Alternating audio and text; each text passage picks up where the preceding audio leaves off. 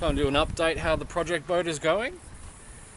I've had this boat now for a couple of months. I'm guessing it's around a 79 hull and motor to maybe 82. Not 100% sure, but from what I can see finding things online to source parts and things, I'm guessing it's around that. So the hull and motor is over 50 years old, which is awesome. It's built so well and it's been maintained so well.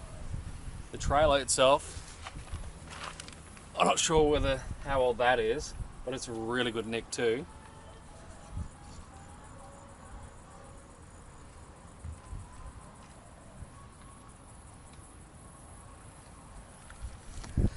But at the same time, that's presenting its own problems too for today's requirements and legalities. So let's start off with the hull. The hull, I want to keep it genuine. I've given it a polish. It didn't come up as nice as I hoped, so I'm going to try a couple other different products and see how that goes. I was tempted to load it out with electronics.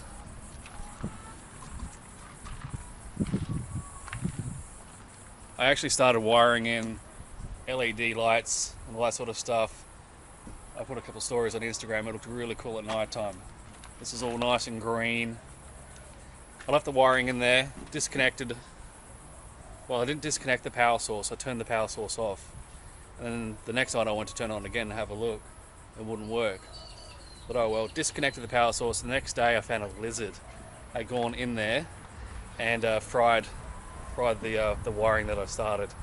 So which just reminded me, I want to keep it original.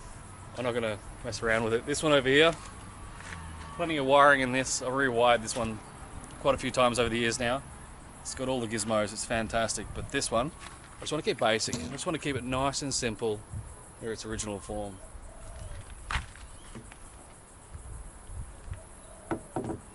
So the hull, it does have a soft spot in the back floor. And you can actually see now like a hole over here. So all around here, it's quite soft. It flexes a little bit under my feet. I'm about 100 kilos.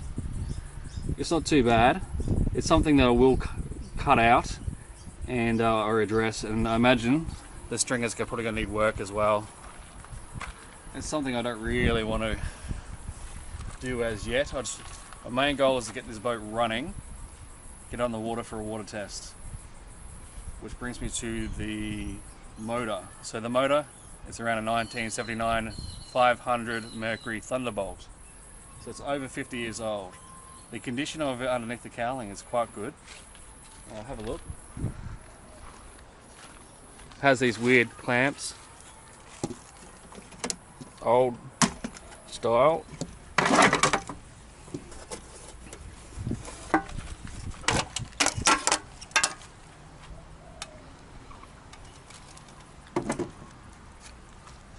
This cowling comes off, but I'll just leave that on. As you can see, it's very tidy. It's a 4-cylinder, minimal corrosion. I've taken a spark plug out and it actually looks quite nice in there. But the issue I'm running into here is, where is it? Oh, it's inside. But there's a wiring harness that goes in here that connects in here. So the wiring harness itself, which connects to the control box up the front, comes through the side of the motor. It's inside the motor and it hooks everything up, so that way this part connects to that. Now the issue is this wiring harness is, well, 50 years old. The wire itself is falling apart. You can see some of the old wiring, which I haven't fully taken off yet, where it's literally fallen apart. This has been replaced, so this isn't that old. So my biggest problem now is trying to source a new internal wiring harness. I found a guy in America that rebuilds them. However, he doesn't post to Australia. I have found another 2 more sources in Australia that sell them. However, there's a variation in the wiring in that. This is a 6-pin. 1, 2, 3, 4, 5. Oh, that's interesting. I actually hadn't even noticed on this side. It's 7. 1, 2, 1, 2, 3, 4, 5, 6, 7. Yeah, 7 pins. So the internal harness part that I took out had 6 pins. So what I found with the Australian ones, the 2 places that sell them, they're suitable for 7 pins. But the one that came out of this had 6 pins. So now looking at the control box wiring, maybe that other part might just work. I might have to give the company a call and see what they think. This is actually a variation. But in saying that, the control box isn't looking in good condition. The wiring itself is quite average. See, it's all cracked. That's all going to have to be replaced. So it brings back to the point. The aim of this is to be a cheap project boat. So at the moment I'm already looking at about $500 to $600 just for the wiring harness. And then that's if the control box and the loom and the wiring, that's okay. If not, I'll probably have for another maybe $1,200 to $1,500 to replace that. And that's all subject to, will the motor actually work well?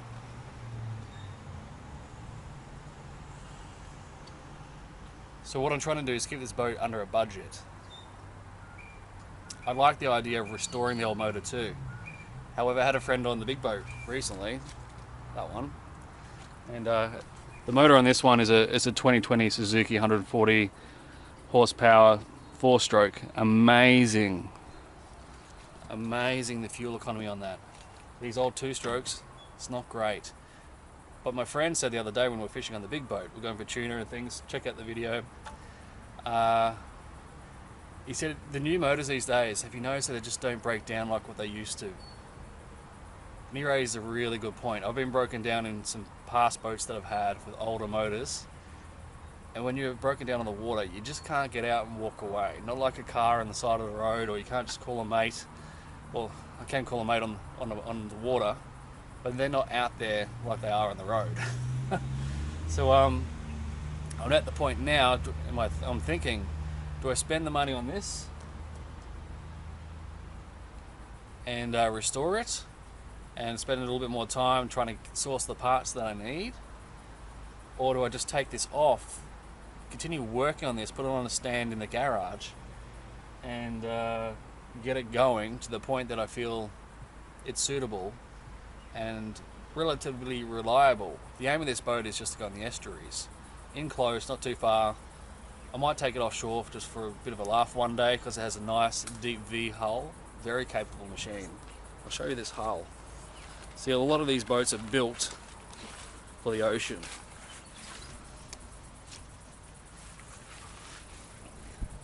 So this is just a small boat, it's 4.8 meters. There's my big boat over there. See how it's got the same sort of configuration with the hull? This one here I've had in up to 5-meter swells.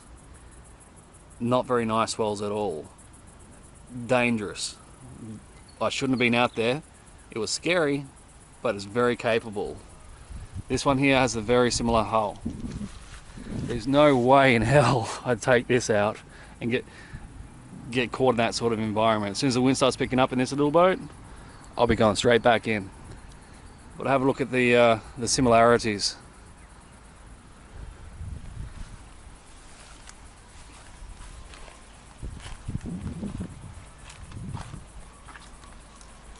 Anyways, so coming back to the motor, I'm thinking about taking it off and putting on a newer motor. Not as new as the other one. The other one cost me 18 grand. So it still presents as other problems as well. It doesn't have hydraulic system. It's like a manual tilt trim. We've got a bit of corrosion in here too. The old pulley system. As you can see, if I was to run a steering cable through there, I'd have to clean all that up too. So I'm thinking, at this point in time, in summary, I'm going to take this off, keep working on it, put a newer motor on, and I'm aiming to do that maybe in the next 2 months. I'll see what's around. Again, I'm working this boat on a budget. I want to keep it nice and cheap, but I want to keep it close to original. As I said in the last vlog story about this when we picked it up, this boat has quite a significant history. It's really cool. Check out the last vlog, you can hear about that, it goes for a while. Next point is the trailer. So we covered the hull. Pretty good nick. I'll have to do the floor at some point. The motor I'm going to take off, but the trailer. For a trailer that's so old, it looks fantastic. Absolutely fantastic.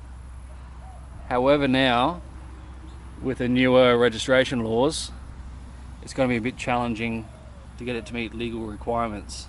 Starting from the top, this is the old style ball mechanism, which goes on your tow ball. That's a 45mm ball. Standard these days is 50. As you can see on the other boat trailer,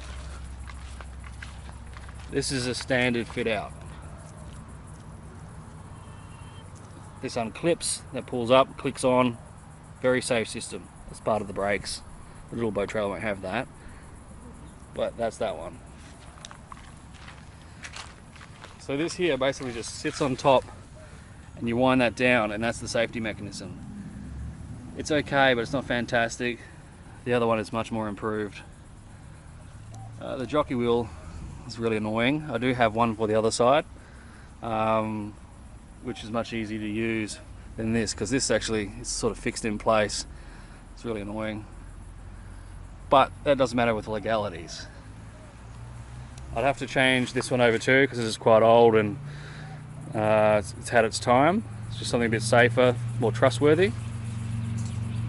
This is a tilt trailer. Fantastic on them ramps that aren't that deep to back your boat into. So you can back it back, you can clip this, pull it back. What will happen is the back part of that trailer, and the back part will flip down, and this will come up, and it'll allow the boat to come off much easier. So you don't need as much water. However, this is a bit dangerous on the road, and it can make it hard to get it registered. So we'll see how we go with that. I'm not even sure that it's banned. I still need to find out. But coming to the next point, to get this on the road better, these wheels are 4-stud. Commonly these days they're 5-stud. Studs are these. So I'd have to change the hubs on the back, get some new wheels, some new tyres. Not a problem, but then I'd have to change the axle to make sure that all fits too. Last time I had issues with another axle because it was so old, I had to change that out too. So if I'm going to change the wheels, the tyres, the hubs, the axle, I'm probably going to change the springs as well. But now we're probably talking about 800, around 800, maybe $1,000 to get all that done. I know a guy, everybody knows a guy, I could get refurbished new trailers for about $1,000 to suit this. Which is a shame, because we're just talking about legalities here. The reason as well I'd have to change all of this, these tyres are 10-inch 5-0s. They're actually really hard to get here in Australia. I've rang quite a few tyre places and they all look at me confused, but that's what it is. These tyres are probably they're probably 20 years old, maybe 30. You see there's still a fair bit of tread on them, but they need to be replaced. You see a lot of hairline cracks in there. That'll pop on the highway. I'm surprised it didn't pop on the way home. But the trailer itself, if you didn't have to worry about legalities, and if we get those tyres, I wouldn't change a thing. I would not change a thing. Trailers like this are built to last. But I'm going to sit on that. I'll talk to my mate who builds trailers for a living, see what he thinks, and do it the most cost efficient way and the most safest way and the easiest way to get it registered. So that's what's presented. So in summary, I'm going to swap out the motor, put a newer one on, The boat hull itself isn't too bad. I'll look at that a little bit further down the track. First priority is I want to swap that out, something newer, a little bit more reliable and easier to source parts. The trailer, if I can get some new tyres for that and get it registered as is, that would be amazing. But I have a feeling I have to replace the trailer just because of legalities. And if you're not on Instagram, follow me over there, check out what I'm up to. I do a lot more shorts and videos about the boats and updates, fishing, fishing reports. I go down by the water quite a lot and film a lot what's going on down there. Boat ramp chaos. It's coming up Christmas. I live next to the second busiest boat ramp in Queensland. It is chaos. Alright, anyway, thank you for watching, and in the next video I hope to have that motor updated. If I can get these tyres sourced, I'm going to try and get it registered, because the trailer itself is fantastic. But we'll see how we go with the legalities.